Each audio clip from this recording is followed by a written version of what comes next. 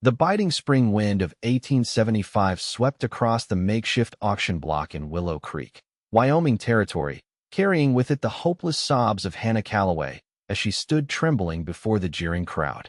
Her shoulders, exposed by the threadbare dress that hung from her slim frame, were red with cold and shame as the auctioneer continued his callous appraisal of her worth. $500 for this fine specimen. Look at them tears, folks. She's got spirit, this one. Might need breaking in, but ain't that half the fun? The auctioneer's voice boomed across the town square, eliciting cruel laughter from the assemblage of miners, ranchers, and drifters who had gathered for the indentured servant auction. Hannah tried to stop her tears, knowing they only provided more entertainment for the crowd, but the events of the past week had broken something inside her. The death of her father, the discovery of his insurmountable debts, and the seizure of their small farm had culminated in this moment of ultimate humiliation, being sold to the highest bidder to work off what her father had owed. $600. Called a voice from the back, belonging to Silas Moore, the owner of the local saloon known for his cruel treatment of his workers. Hannah's shoulders shook harder as she recognized the voice. 700, countered another, this one from Jeb Miller, whose ranch hands rarely lasted more than a season due to his harsh ways. The bidding continued, each call more terrifying than the last, as Hannah fought to maintain what little dignity she had left. But as the price climbed higher, her resolve crumbled, and fresh tears cascaded down her cheeks, causing several men in the crowd to mock her openly. Look at her weep. You reckon she'll water my crops with all them tears? One called out, to uproarious laughter. Maybe she needs something to cry about, another jeered. It was then that the crowd parted, and through her tear-blurred vision, Hannah saw a tall figure approach. His spurs jangled with each confident step, his shadow falling across her like a shield as he moved to stand before her. Without a word, he removed his long duster coat and gently placed it over her shoulders, his rough hands lingering just long enough to convey compassion rather than possession. The laughter died abruptly as the man turned to face the crowd. Hannah clutched the coat around her, its warmth and the lingering scent of leather and prairie grass providing unexpected comfort. $1,000, the stranger said, his voice quiet but carrying an unmistakable authority that silenced even the most raucous members of the audience. Hannah finally looked up at her defender. Dust clung to his worn leather boots, and his denim pants bore the marks of hard travel. But it was his face that captured her attention, weathered by sun and wind, with eyes the color of a summer storm and a jawline shadowed with several days' growth of beard. He couldn't have been more than 30, with dark hair curling beneath the brim of his Stetson. The auctioneer, momentarily taken aback, quickly recovered. Well now, seems we got a real gentleman among us. $1,000 from the Cowboy. Do I hear 1,100? Silence fell over the crowd. The bid was unexpectedly high for an indentured servant, especially one with no particular skills to speak of beyond those of a farmer's daughter. Going once. Going twice. The auctioneer's gavel hovered in the air. Sold to the gentleman in the black hat for $1,000. Hannah's breath caught in her throat. She had been sold, yet somehow, the transaction felt less like enslavement and more like rescue. The stranger approached the auctioneer's platform, handed over a substantial stack of bills, and received the indenture papers without a word. Only when the transaction was complete did he turn to Hannah. "Miss, if you'll come with me," he said, his voice low and gentle. Hannah hesitated, suddenly aware that she knew nothing about this man who now legally owned her labor for the next 3 years. But the alternative, being sold to one of the cruel, leering men in the crowd, made her decision for her. With as much dignity as she could muster, she stepped down from the auction block and followed him. "The name's Dawson Cross," he said once they were away from the crowd. "I've got a small ranch about half a day's ride from here." "Hannah Calloway," she replied, her voice barely above a whisper. "Thank you for the coat." Dawson glanced at her, his expression unreadable. It seemed the decent thing to do. He nodded toward a sturdy bay horse tethered nearby. "Can you ride, Miss Calloway?" "Yes," Hannah answered, finding her voice growing stronger. "My father taught me when I was young." Dawson helped her mount the horse, then swung up behind her with practiced ease. Hannah stiffened at the unexpected proximity, But as they rode away from Willow Creek, leaving behind the scene of her humiliation, she found herself gradually relaxing against the solid warmth of his chest. The journey to Dawson's ranch passed mostly in silence, with Hannah too lost in her thoughts and too exhausted from her ordeal to engage in conversation. The landscape rolled by open prairie giving way to rocky foothills, and finally, a small valley nestled against a backdrop of distant mountains. As they crested a rise, Hannah saw a modest but well-maintained ranch spread out below them. A sturdy main house built of logs and stone stood sentinel over a barn, corral, and several outbuildings. Fields stretched out to the east, while to the west, a small creek wound its way through a stand of cottonwoods. "Welcome to Whispering Creek Ranch," Dawson said, his deep voice rumbling against her back. "It's not much, but it's home." As they approached the house, a woman in her 50s emerged from the front door, wiping her hands on her apron. Her graying hair was pulled back in a practical bun, and her face was lined with years of hard work and laughter. "Mrs. Henderson," Dawson called out as he helped Hannah dismount. "This is Miss Calloway. She'll be staying with us." The older woman's eyes widened slightly, but she quickly composed herself. "Well now, that's a surprise. Come in. Dear, you look half frozen." Hannah, still wrapped in Dawson's coat, followed the woman into the warm kitchen, where the smell of fresh bread and coffee enveloped her like an embrace. Dawson remained outside to tend to the horse. "I'm Martha Henderson," the woman said kindly. "I keep house for Mr. Cross and do the cooking. Have a seat, child, and I'll pour you some coffee." Hannah sank gratefully into a chair at the kitchen table. "Thank you, Mrs. Henderson. I'm Hannah Calloway." Martha placed a steaming mug in front of Hannah. "Mr. Cross isn't one for explaining himself, so I'm guessing there's quite a story behind your arrival." Hannah's hands trembled as she reached for the mug. "He purchased my indenture at the auction in Willow Creek today." Martha's face darkened. "Those auctions are a disgrace. Legal slavery is what they are, no matter what fancy name they give it." She studied Hannah for a moment. "Well, whatever brought you here, you're welcome. Mr. Cross is a good man, though he keeps to himself most days." The door opened, and Dawson entered, removing his hat and hanging it on a peg by the door. His tall frame seemed to fill the small kitchen, and Hannah found herself studying him more carefully in the warm lamplight. Though his manner was reserved, there was a gentleness in his movements that belied the strength evident in his broad shoulders and calloused hands. "Mrs. Henderson, Miss Calloway will need a room," he said. "And perhaps some proper clothes." Martha nodded. "I'll see to it right away. The small room off the back porch should do nicely." Dawson turned to Hannah. "Miss Calloway, I know this isn't what you would have chosen for yourself, but I hope you'll find some peace here. The work isn't easy, but it's honest, and you'll be treated with respect." Hannah met his gaze steadily for the first time. "Mr. Cross, I don't know why you did what you did today, but I'm grateful.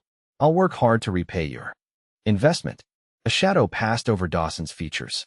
"It wasn't an investment, Miss Calloway. It was the right thing to do." He cleared his throat. "Get some rest tonight. Tomorrow, Mrs. Henderson will show you around and explain your duties." With that, he nodded to both women and left the kitchen, his footsteps receding down the hallway to what Hannah assumed was his private quarters. Martha sighed. "That man carries more weight on his shoulders than his horses do. Come along, dear.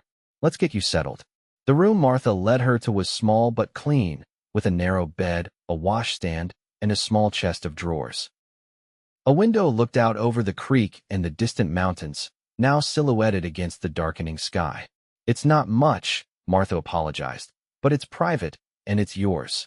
Hannah touched the quilt on the bed, her throat tight with emotion. "It's more than I expected." Martha patted her hand. "Rest now. Things always look brighter in the morning." Left alone, Hannah finally allowed herself to fully process the day's events.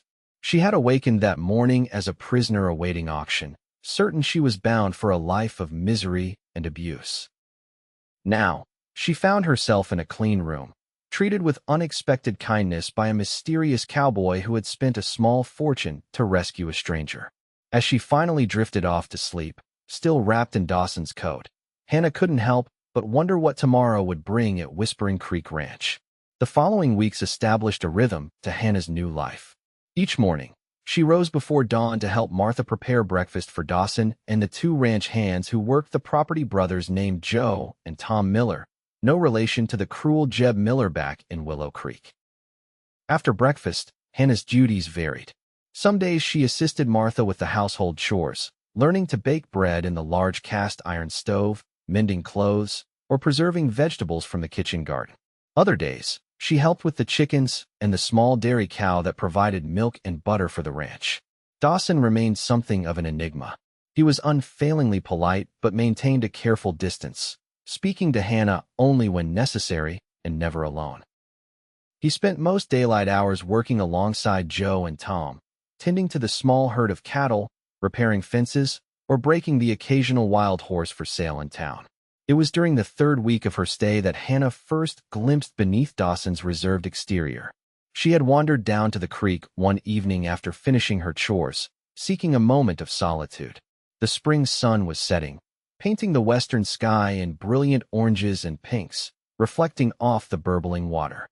Lost in thought, she didn't hear Dawson approach until he spoke.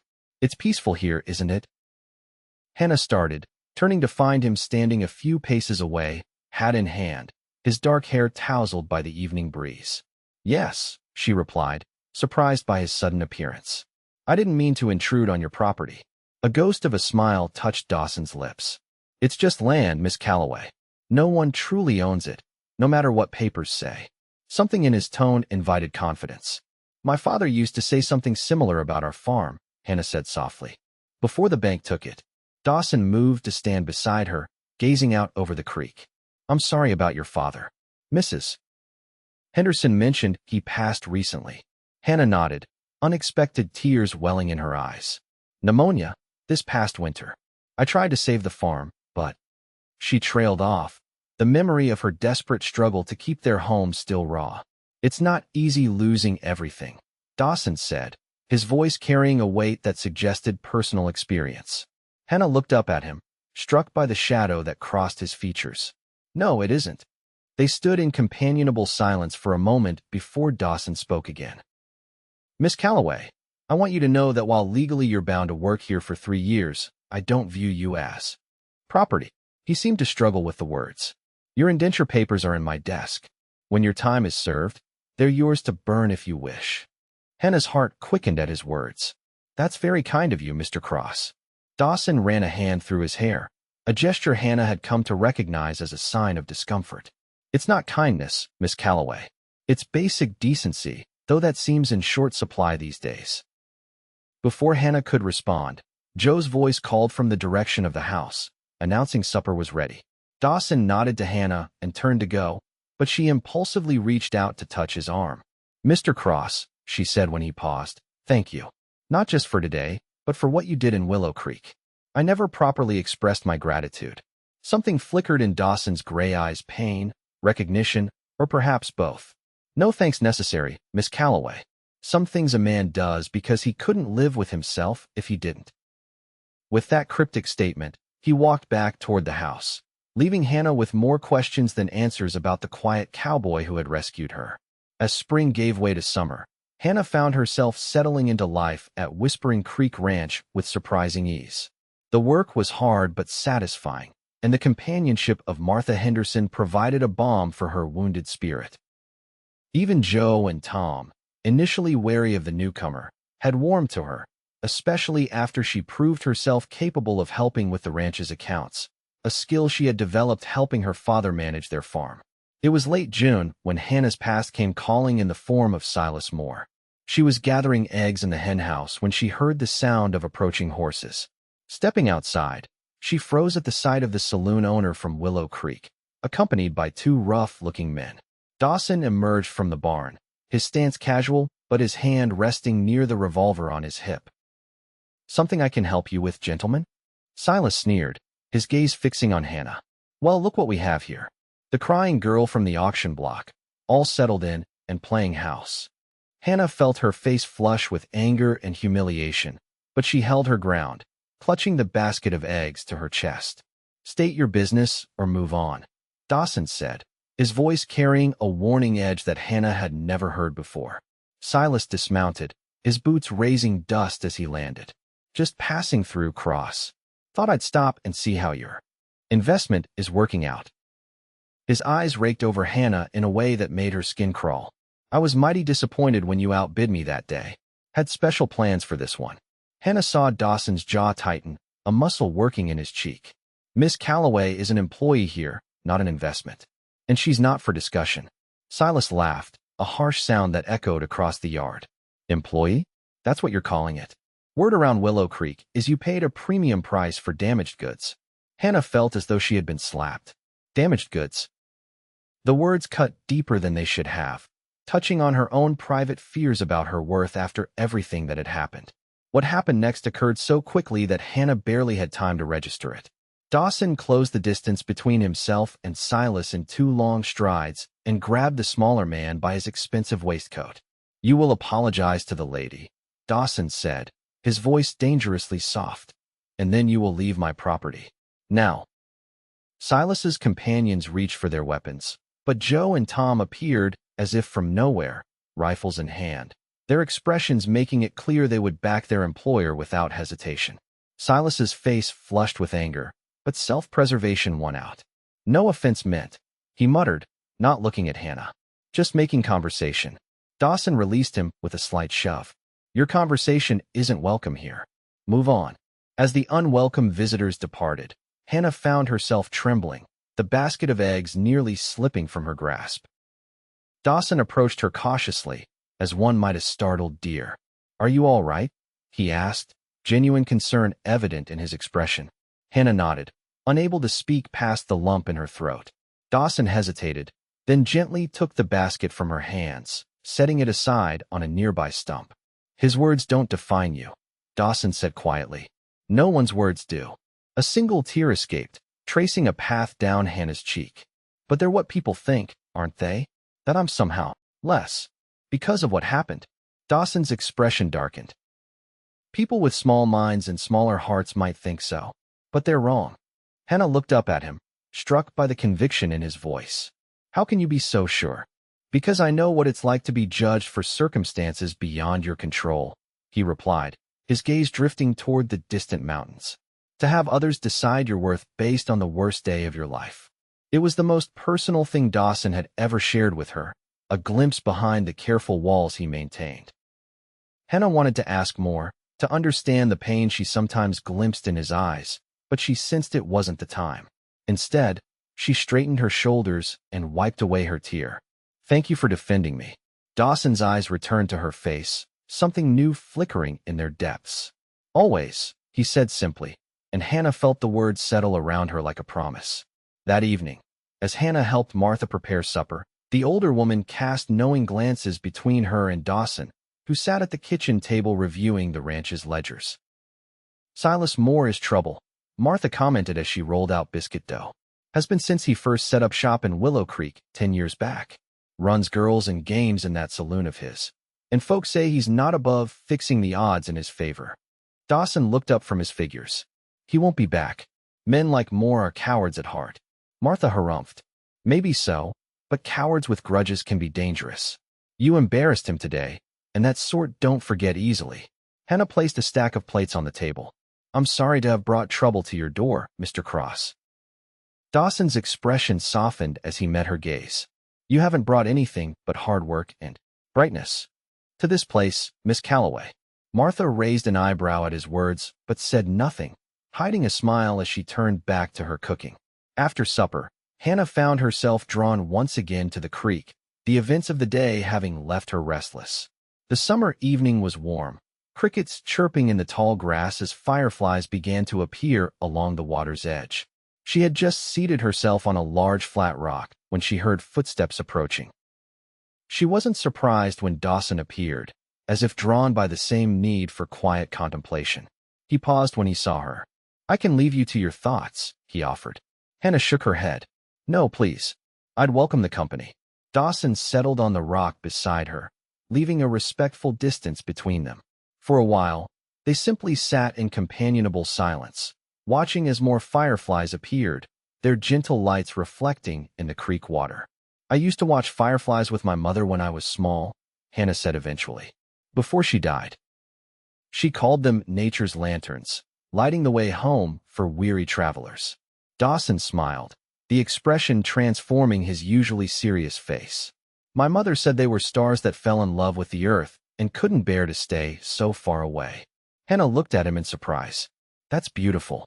She was a romantic soul, Dawson said, his voice tinged with fond remembrance. My father was a hardened rancher, practical to his bones, but somehow she saw past all that. They were devoted to each other until the end. What happened to them? Hannah asked softly. Dawson gazed out over the creek. Influenza, 7 years ago. They'd built this place from nothing, worked themselves to the bone to make it succeed. I just returned from a cattle drive up north when I found them both gone. Hannah's heart ached for him. I'm so sorry, Dawson. It was the first time she had used his given name, but it felt right in that moment of shared vulnerability. He glanced at her, acknowledging the shift. It was a hard time. I nearly lost the ranch afterward. Got into some trouble, made poor choices. He paused. That's why what happened to you in Willow Creek affected me so deeply. I know what it's like to be at the mercy of circumstances, to feel like you have no control over your own fate. Hannah hesitated, then reached out to place her hand over his where it rested on the rock between them. Is that why you were there that day? At the auction? Dawson turned his hand beneath hers, gently capturing her fingers with his own. I was in town selling horses. Heard about the auction from the livery owner. His jaw tightened. I've always despised the indenture system. It's slavery with paperwork, no matter how they dress it up. But you participated in it, Hannah pointed out gently. You bought me. Dawson's eyes met hers, stormy with emotion. I bought your freedom, Hannah. Or at least, a chance at it. He squeezed her hand. I never intended to hold you to that contract. I just couldn't walk away and let those men he broke off. But Hannah understood. She had seen the looks in the eyes of the bidders that day, had known exactly what fate awaited her if someone like Silas Moore had won the auction. You saved me, she whispered. No, Dawson replied, his voice rough with emotion. You saved yourself by surviving everything that led to that moment. I just offered a door. Something shifted between them as they sat there in the gathering dusk, hands entwined, the weight of their shared confidences creating a new intimacy. When Hannah finally looked up into Dawson's face, she found him watching her with an expression that made her heart beat faster. Slowly, giving her every chance to pull away, Dawson raised his free hand to touch her cheek, his calloused fingertips gentle against her skin. Hannah leaned into his touch, her eyes closing briefly at the tenderness of the gesture. Hannah, he murmured, her name a question and a prayer on his lips. She answered by closing the distance between them, her courage surprising them both as she pressed her lips to his. The kiss was hesitant at first, a tentative exploration, but when Dawson's arm slipped around her waist, drawing her closer, it deepened into something more profound. When they finally broke apart, both breathless, Dawson rested his forehead against hers. I never expected this, he confessed quietly. Never thought I'd feel this way again. Or maybe for the first time. Hannah smiled, her heart full to bursting. Nor did I. Especially not after everything. Dawson pulled back slightly to look into her eyes, his expression serious. Hannah, I want you to know that this doesn't change anything about your situation here. Your indenture contract, I'll tear it up tomorrow. You're free to stay or go as you choose. Hannah touched his face, tracing the line of his jaw. What if I choose to stay? Not as an indentured servant, but as myself. The smile that broke across Dawson's face was like sunrise after the longest night. Then I would be the most fortunate man in the Wyoming territory. They walked back to the house hand in hand, the fireflies lighting their way home. The weeks that followed were a revelation for Hannah. Free from the shadow of the indenture contract, which Dawson had indeed torn to pieces before her eyes the very next morning, she found herself blossoming in ways she hadn't thought possible after the trauma of losing her father and their farm.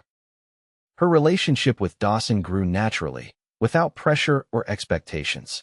During the day, they worked side by side on the ranch, Hannah taking over more of the business aspects as her aptitude became apparent, while still helping Martha with household duties. In the evenings, they often walked by the creek or sat on the porch, talking for hours about their pasts, their dreams, and the future they were beginning to envision together. Martha observed their growing attachment with obvious approval, though she maintained a pretense of proper decorum by insisting that Hannah continue to occupy her separate room off the back porch. No need to give the gossips in town anything to chew on, she declared firmly. As summer ripened toward autumn, life at Whispering Creek Ranch settled into a sweet contentment that Hannah had never expected to find after the auction block. But shadows from the past were not so easily left behind. The first hint of trouble came in early September. Joe returned from a supply run to Willow Creek with disturbing news. Silas Moore's been asking questions about the ranch, he reported as they gathered around the supper table. Wanted to know how many hands we employ, the size of the herd, whether we've had a good season. Dawson frowned. Did he say why he was interested? Joe shook his head. Nope, but I overheard him talking to a couple of men at the Mercantile. Sounds like he's got financial troubles.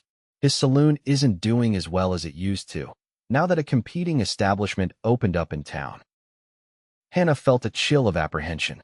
What would that have to do with us? Nothing good, Martha muttered, passing a basket of biscuits with more force than necessary.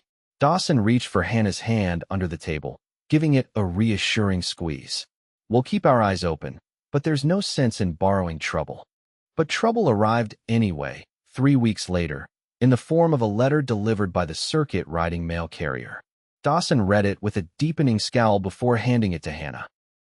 It was a notice from the Territorial Bank in Cheyenne, informing Dawson that his mortgage had been purchased by a private investor and that all future payments should be directed to the law offices of Hargrove and Sons in Willow Creek. This doesn't make sense, Hannah said, reading the letter a second time. You told me the mortgage was nearly paid off. It is, Dawson confirmed, his expression grim. Just 3 more payments and Whispering Creek would be free and clear. My parents' dream finally realized. Martha snorted from her position by the stove. Don't take a genius to figure out who's behind this. Silas Moore's trying to get his hands on your land, mark my words. Hannah looked between them. Can he do that? Just buy your mortgage without your knowledge? Apparently so, Dawson said. But buying the mortgage doesn't give him the ranch, not unless I default on payments. The implications hung in the air between them. Whoever had purchased the mortgage, and Hannah agreed with Martha that Silas Moore was the likely culprit, was clearly hoping to find a way to force Dawson into default. We should ride into town tomorrow, Hannah suggested. Speak to these lawyers, make sure everything is legitimate. Dawson nodded, his expression softening as he looked at her. I like the sound of that. The next day, they made the journey to Willow Creek together. Hannah felt a knot of anxiety form in her stomach as they approached the town where her life had changed so dramatically 6 months earlier.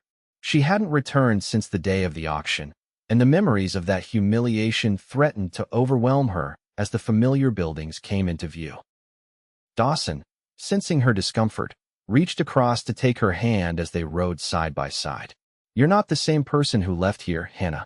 You're stronger now. His words bolstered her courage, and by the time they reached the law offices, Hannah had composed herself. They were shown into a small, stuffy office where a thin, balding man introduced himself as Harold Hargrove. Ah, Mr. Cross, he said, adjusting his spectacles. I was wondering when we might see you. I understand you received our notice about the change in your mortgage holder. I did, Dawson replied, his tone carefully neutral. I'd like to know who purchased it and why. Hargrove shuffled some papers on his desk. I'm afraid I'm not at liberty to disclose the identity of my client. However, I can assure you that everything is quite legal. The terms of your mortgage remain unchanged. Hannah stepped forward. Mr. Hargrove, surely you understand our concern. This arrangement seems unusual, especially given that the mortgage is nearly paid in full. The lawyer glanced at Hannah with barely concealed disdain. And you are? Miss Calloway is my business partner, Dawson said firmly. Anything you have to say to me can be said in her presence. Hargrove's eyebrows rose slightly. I see. Well, as I said, the terms remain unchanged. Your next payment is due at the end of this month. As they left the law office, Hannah couldn't shake the feeling that something ominous was brewing. He knows more than he's saying. Dawson nodded grimly. Hargrove has always been for sale to the highest bidder. If Silas Moore is behind this, he won't be getting any ethical objections from that quarter. They were about to mount their horses when a familiar voice called out from across the street. Well, look who's come to town. Silas Moore sauntered toward them, flanked by the same two rough-looking men who had accompanied him to the ranch. His smile didn't reach his eyes as he tipped his hat mockingly to Hannah. "Miss Calloway, looking well. Freedom seems to agree with you." His gaze shifted to Dawson Cross. "Had a chance to review your new banking arrangements?" Dawson's posture stiffened. "So it was you. What's your game, Moore?" Silas spread his hands in a gesture of mock innocence. "Just a simple business investment. Land around these parts is valuable, especially with the railroad survey crews sniffing around." Hannah exchanged a startled look with Dawson. This was the first either of them had heard about railroad interests in the area. "What railroad?" Dawson demanded. Silas's smirk widened. "Oh, didn't you know? The Western Pacific is considering a spur line through this valley. Land prices will soar once the announcement is made official." He lowered his voice conspiratorially. "Of course, only those of us with connections in Cheyenne have that information at present." Hannah's mind raced. If what Moore was saying was true, it explained his sudden interest in Whispering Creek Ranch. The property would be worth a fortune if a railroad came through. "The mortgage will be paid on time, as always," Dawson said coldly. "So whatever scheme you're hatching, it won't work." Silas shrugged. "We'll see about that. Times are uncertain. Cattle prices fluctuating, weather unpredictable. All sorts of things can happen to a small operation like yours." His eyes slid to Hannah. "And distractions can be costly." Before Dawson could respond, Hannah stepped between the men. "Mr. Moore, I suggest you direct your investments elsewhere. Whispering Creek isn't for sale, now or ever." Silas's face hardened.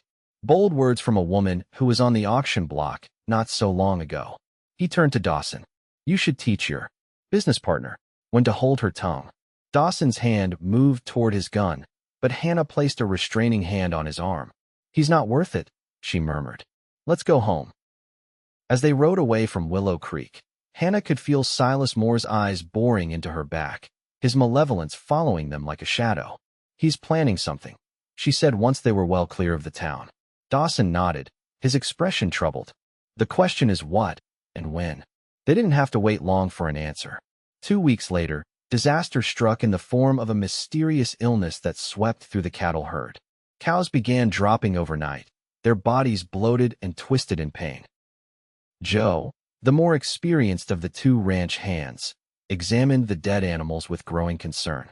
"This ain't natural," he declared, pointing to the strange discoloration around their mouths. "Looks like poison to me." Dawson crouched beside one of the fallen cattle, his face grim. "Water hemlock, maybe, but it doesn't grow near our grazing lands."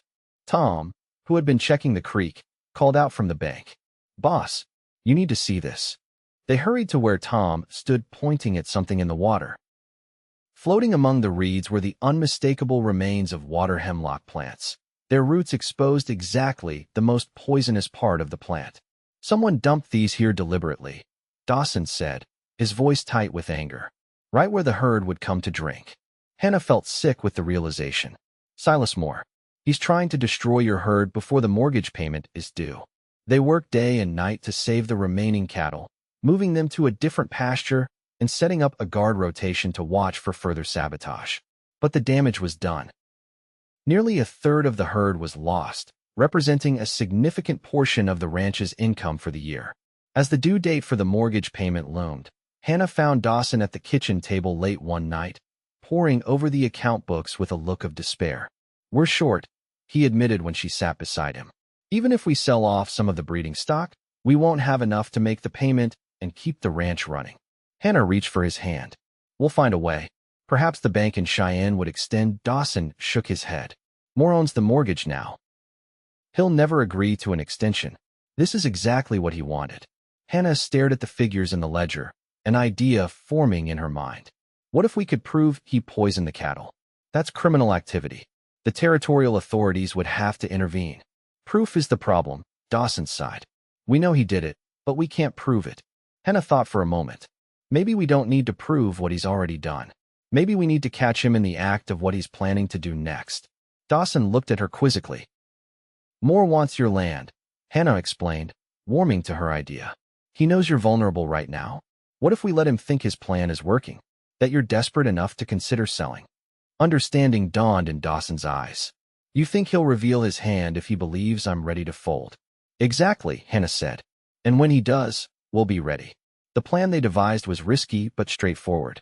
Dawson would ride into town the next day and make a show of desperation at the saloon, letting it be known that the cattle poisoning had left him in dire financial straits. With the mortgage payment due in just a week, he would appear to be a man at the end of his rope. Hannah hated sending Dawson into potential danger alone, but they agreed it would be more believable if she remained at the ranch, ostensibly preparing for the worst. The hours after Dawson's departure were the longest of Hannah's life. She paced the ranch house, unable to focus on any task for more than a few minutes, jumping at every sound that might herald his return. Martha watched her with sympathetic eyes but said little, understanding that words of reassurance would ring hollow. It was well after midnight when Hannah heard the sound of hoofbeats approaching. She rushed to the door, relief flooding through her at the sight of Dawson dismounting in the yard. But her relief turned to alarm when she saw his expression in the lamplight. "What happened?" she asked as soon as he entered the house. Dawson ran a hand through his hair, his eyes troubled. Moore took the bait, all right. Made a show of being the magnanimous businessman, offering to buy the ranch outright for half its value, of course. Hannah waited, sensing there was more. And I pretended to consider it, Dawson continued. Told him I needed a day to think it over, to discuss it with you. His jaw tightened. That's when he showed his true colors. Martha, who had emerged from her room at the commotion, handed Dawson a cup of coffee. Out with it, boy. What did that snake say? Dawson took a long sip before answering. He said he'd be willing to forgive the mortgage entirely in exchange for the ranch. And Hannah felt as though the floor had dropped from beneath her feet. What? Dawson's eyes were dark with anger. Apparently, he's never gotten over being outbid at the auction. Said he'd consider it poetic justice if you ended up working for him after all. Martha swore colorfully. That miserable excuse for a human being. Tell me you didn't even pretend to consider it. Of course not, Dawson said, his gaze fixed on Hannah. I told him I'd see the ranch burn to the ground before I'd agree to such terms. Hannah sank into a chair, trembling with a mixture of fear and fury. What did he say to that? He laughed. Dawson replied grimly. Said I might not have a choice. That's when I knew he's planning something bigger than just forcing us to default on the mortgage. They spent the rest of the night formulating a new plan. If Moore was willing to be so bold in his demands, he might be desperate enough to take direct action against the ranch. They needed to be prepared. Joe and Tom were brought into their confidence, and together they organized a watch schedule, with at least 2 people awake and armed at all times. Hannah, who had learned to shoot from her father years ago, kept a rifle within reach even as she went about her daily tasks. 3 nights later, their vigilance was rewarded when Tom, on watch near the barn, spotted shadowy figures approaching from the direction of the creek. He fired a warning shot into the air, then raced back to the house to sound the alarm. Dawson and Hannah, already dressed and armed despite the late hour, took up positions on the front porch as Joe and Martha covered the rear of the house. In the silver moonlight, they could make out at least 5 men, Moore's familiar silhouette in the lead. That's far enough, Dawson called out, his rifle raised. You're trespassing on private property, Moore. Silas stopped, but his men spread out in a threatening half-circle. Now, Cross. Is that any way to greet a business associate? I just came to discuss our arrangement further. At midnight, with armed men, Hannah called out, her voice steady despite her racing heart. That doesn't seem like a business discussion to me. Moore's gaze fixed on her, and even in the dim light, Hannah could see the malice in his expression. The lady speaks. Tell me, Cross, is she really worth losing everything over? Dawson's voice was cold as steel. Hannah isn't part of any negotiation, Moore. Neither is Whispering Creek. Now take your men and leave, or we'll be forced to defend ourselves. Moore signaled to his men, who raised their weapons. I think not. You see, there's been a change of plans.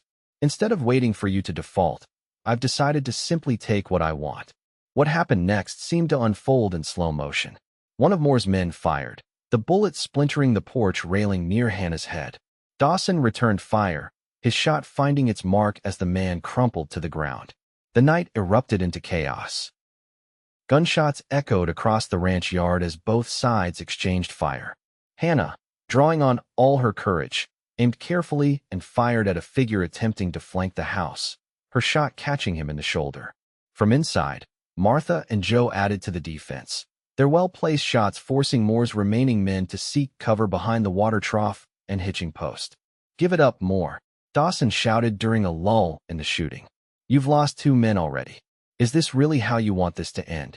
Moore's voice came back, strained with fury. "This isn't over, Cross. That land will be mine." Just then, the sound of approaching horses cut through the night.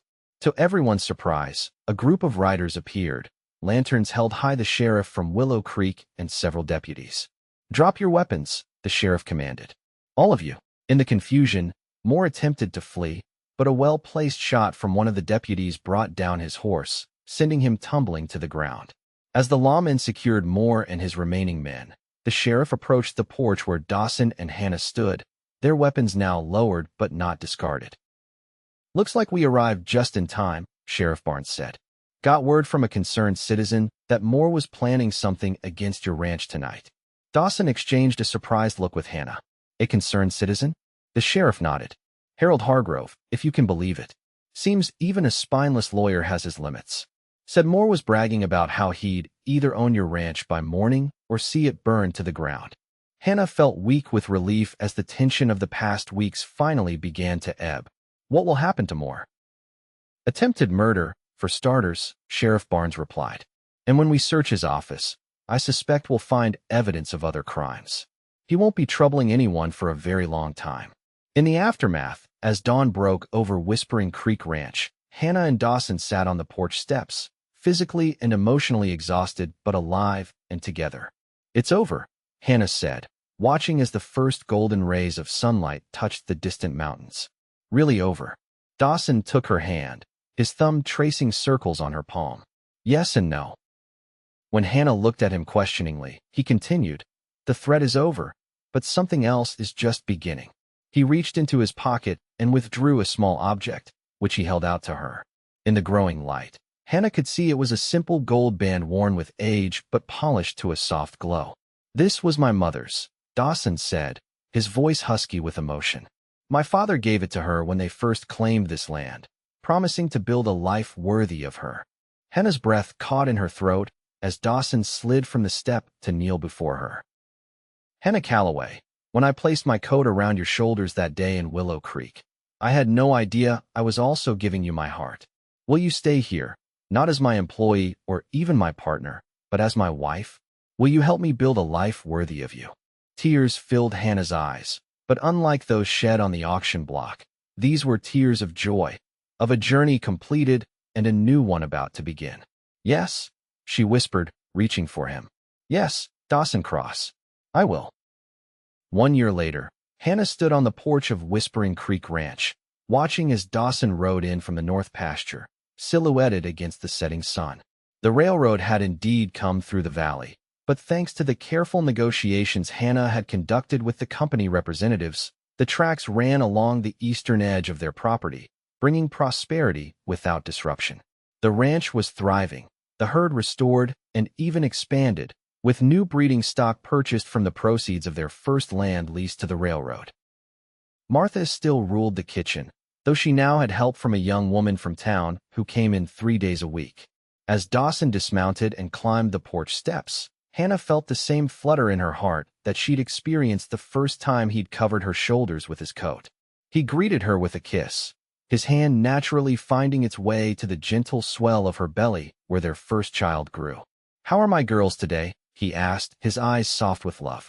"We're perfect," Hannah replied, leaning into his embrace. "Especially now that you're home."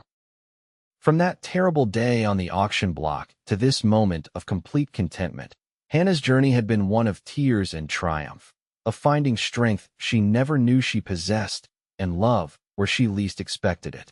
As the sun dipped below the horizon, painting the sky in hues of gold and crimson, Hannah Cross knew with absolute certainty that she was exactly where she belonged in the arms of the cowboy who had seen her worth when she could not see it herself.